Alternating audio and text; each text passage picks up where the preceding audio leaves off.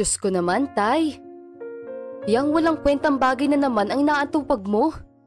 Imbes na tumulong ka sa gastusin sa bahay, kung ano-ano pang inaatupag mo. Singhal na anak ni Lolo Efren sa kanya. Man, kaya nga tinatapos ko itong Christmas tree na ginagawa ko para maibenta. Mahinahong sabi ni Lolo Efren sa anak. Tay naman, ang tanda-tanda mo na, pero umaasa ka pa rin sa lintik na paggawa mo ng Christmas tree na yan. Galit na sabi ni Eman. Tignan mo nga may bibili ba yung Christmas tree na yan na gawa sa basura? Napayuko na lamang si Efren dahil sa narinig niya mula sa bibig na mismong anak. Galing si Lolo Efren sa pamilya na gumagawa ng mga Christmas tree, kaya gusto niyang ipagpatuloy iyon. Dahil kulang si Lolo Efren sa gamit, gumagamit siya ng mga gamit na itinapon sa basura. Hindi naman suportado si Lolo Efren ng sariling anak dahil sa liit ng kinikita niya. Hindi rin kasi sapat ang kinikita ni Lolo Efren sa paggawa lang ng mga Christmas tree. Pa, huwag mo namang awayin si Lolo. Sabat ng anak ni Eman na si Charles. Ginagawa naman ni Lolo ang lahat para sa atin. Respetuhin mo naman po siya. Tayo na nga lang ang nakikitira Huwag kang mangialam dito, Charles Sabi ni Eman bago padabog na lumabas ng bahay. Tay, may point naman din kasi si Eman. Oo, kami ang nakikitira dito. Para pinapakain ka namin. Kaya sana tumulong ka rin. Sabi naman ng asawa ni Eman bago sundan ng asawa. Lolo, huwag niyo na po silang pansinin. Nakangiting sabi ni Charles sa kanyang lolo. Ipagpatuloy niyo lang pong ginagawa niyo. Bilib na bilib nga po ko sa inyo dahil ang galing niyong gumawa ng ganyan. Gusto ko rin pong subukan. Halika apo, subukan mo. Nakangiting sabi ni Lolo Efren. Tumango naman si Charles at tinabihan ang kanyang lolo. Kinaya ni Charles ang ginagawa ng matandang lalaki at natuto naman siya saglit lang. Mahal na mahal ni Charles ang kanyang lolo, kaya minsan ay nagagalit siya kapag inaaway ito ng kanyang mga magulang. Gustong gusto rin ni Charles na gayahin ang lolo niya sa paggawa ng Christmas tree. Lolo, kapag nakapagtapos po ako ng pag-aaral, magpapatayo po ako ng Christmas tree shop para sa inyo. Nakangiting sabi ni Charles sa kanyang lolo. Salamat na agad, apo. Tugon ni Lolo Efren. Masaya ako dahil may magpapatuloy na ng tradisyon ng pamilya natin. Alam mo ba, gusto ko sanang ipatuloy itong negosyo sa papa mo. Kaso ayaw niya. Hayaan mo na si Papa, Lolo. Ako na pong bahala sa lahat. Nakangiting sabi ni Charles bago yakapin ang kanyang lolo. Nang masanay palalo si Charles sa paggawa ng Christmas tree, nang kahiligan na niyang gumawa noon para maibenta rin. Lintik na! Ano na naman yung inaatupag mong bata ka? Galit na sabi ng ama ni Charles bago sipain ang Christmas tree na ginagawa ng anak. Tigilan mo ang walang kwentang bagay na yan! Man, huwag mo namang ganyanin ang apo ko. Mahinahon na sabi ni Lolo Efren sa anak. Gusto lang naman maglibang at makatulong ng bata. Tay naman, huwag mo nga idami ang anak ko sa kagaguhan mo. Singhal ni Eman sa ama. Papa, gusto ko po yung ginagawa ko. Gusto kong ipagpatuloy ang negosyo ng pamilya niyo ni Lolo. Porsigidong sabi ni Charles sa ama. Malakas na sampal ang isinagot ni Eman sa anak. Hindi naman yun inaasahan ni Charles at Lolo Efren.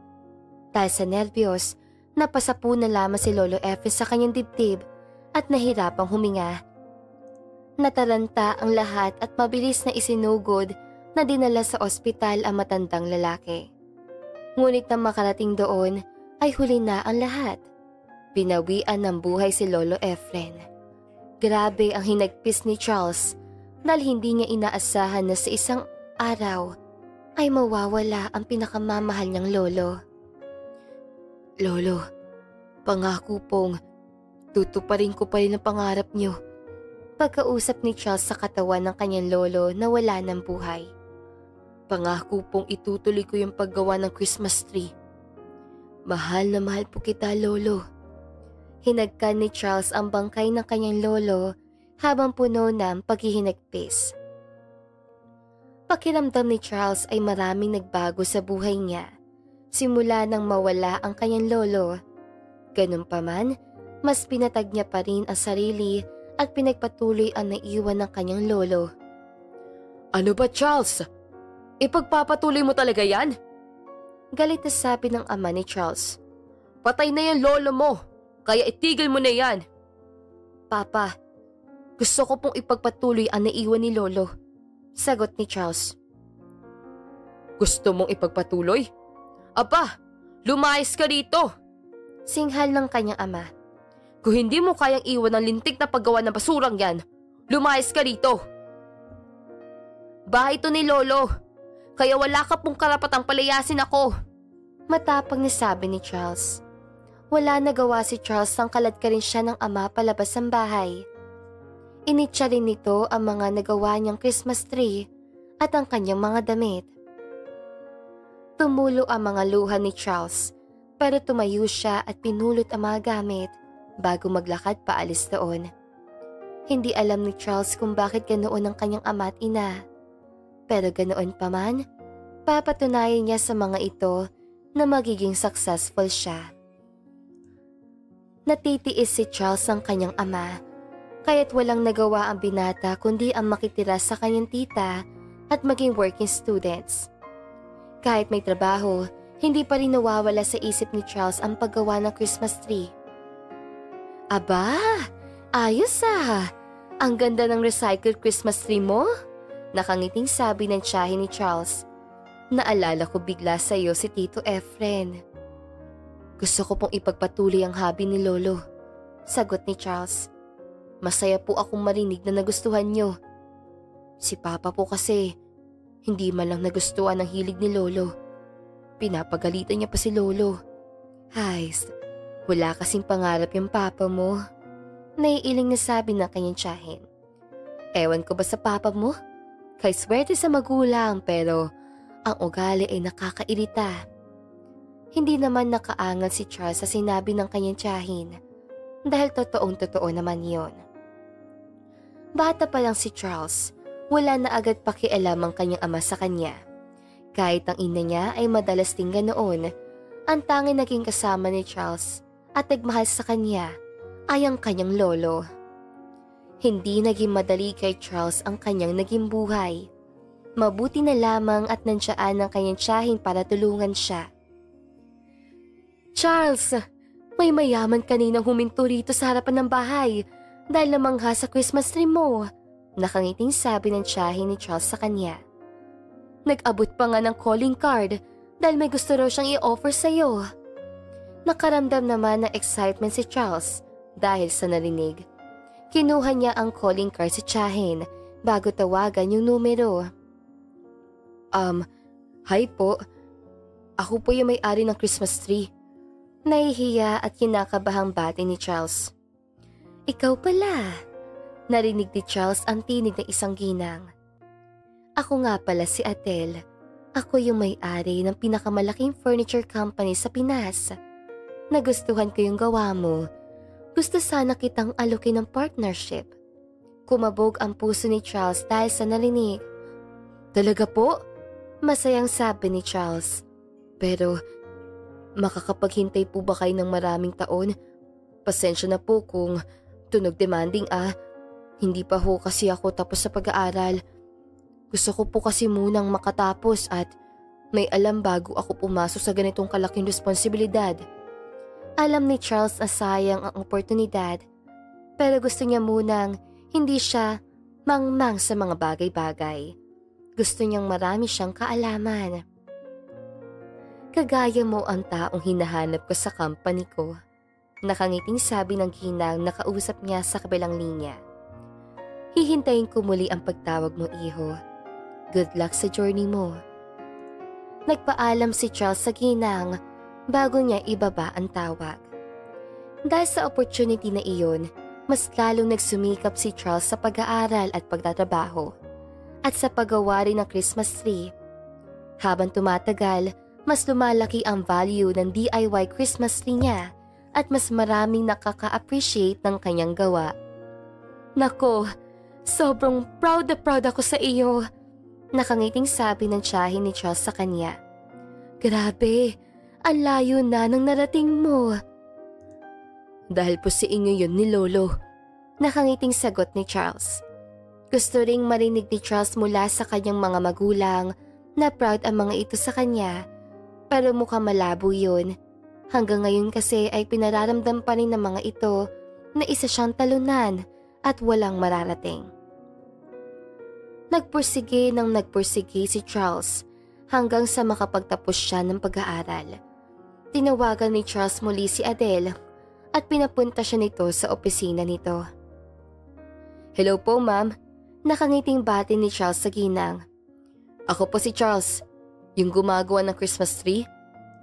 Ikaw na pala yun, nakangiting sabi ng ginang. Sobrang tagal ka na namin hinihintay dito sa company namin. Maraming salamat po, nakangiting sabi ni Charles. Inoferan si Charles ang partnership ng mga ito. Hindi muna agad pumayag si Charles dahil nakinig muna siyang mabuti sa mangyayaring pasyento. Sa huli, napapayag din si Charles dahil sa magandang oportunidad.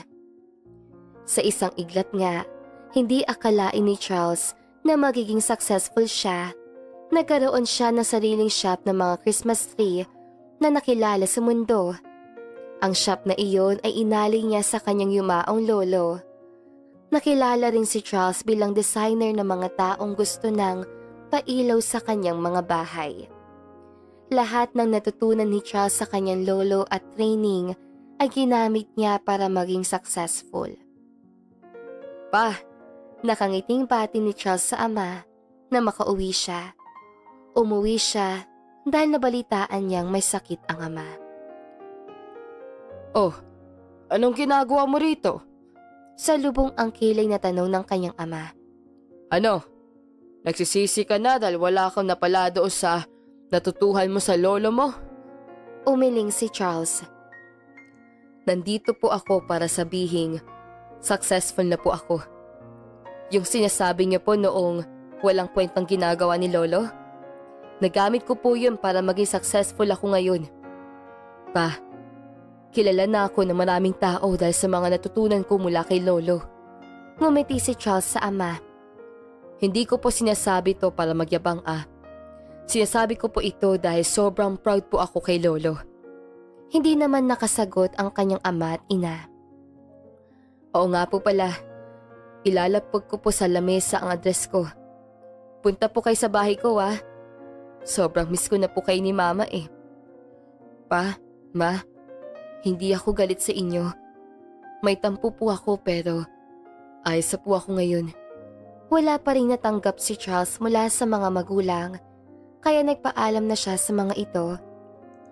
Dumiretso siya sa puntod ng isang taong naniniwala sa kakayahang mayroon siya. Lo, nakangiting bati ni Charles sa puntod ng kanyang lolo. Pasensya na po kung ngayon lang ulit. Ang dami po kasing ginagawa ng apo niyo. Ipinuwesto ni Charles ang Christmas tree sa puntod ng kanyang lolo. Lolo, para sa iyo po. Ako po mismo ang may gawa niyan. Sana po ay magustuhan niyo. Ngumiti si Charles bago maupo at buksan ang Christmas tree. Hindi na kailangan ng Christmas tree ng saksakan dahil naimbento yun ni Charles na nilalagyan lang ng baterya. Lo, natupad ko po yung pangako ko sa inyo. Malayo na ang narating natin at may ilalayo pa. Lumago na po ang negosyo natin at mas marami nang kumikilala at namamangha. Lo, maraming salamat po sa tulong niyo sa akin. Sobrang proud ko po na ikaw ang lolo ko. Nakangiting sabi ni Charles. Mahal na mahal kita, Lo. Sana ipatuloy mo pa kaming gabayan. Huminga ng malalim si Charles bago pahiran ang kanyang luha na hindi niya namalayang bumagsak na. Masaya si Charles dahil unti-unti na nasusuklian ang sakripisyo niya para sa sarili. Kahit unti-unti nang may nararating si Charles, Hindi pa rin niya kalilimutan kung saan siya nanggaling at nagsimula. Mananatili siya sa baba kahit umaangat na siya at nakakalipad. Dahil mas mahal ni Charles kung saan siya nagsimula. Hindi mahalaga kung maraming hindi naniniwala sa'yo. Dahil kahit isang tao lang ang naniniwala sa'yo, sobrang swerte mo na. At dito na nga po nagtatapos ang magandang istoryang ito.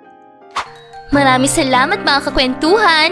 Huwag niyong kalimutang mag-like at subscribe at pindutin na rin ang notification bell para lagi kayong updated sa ating kwentuhan. Hanggang sa muli, paalam!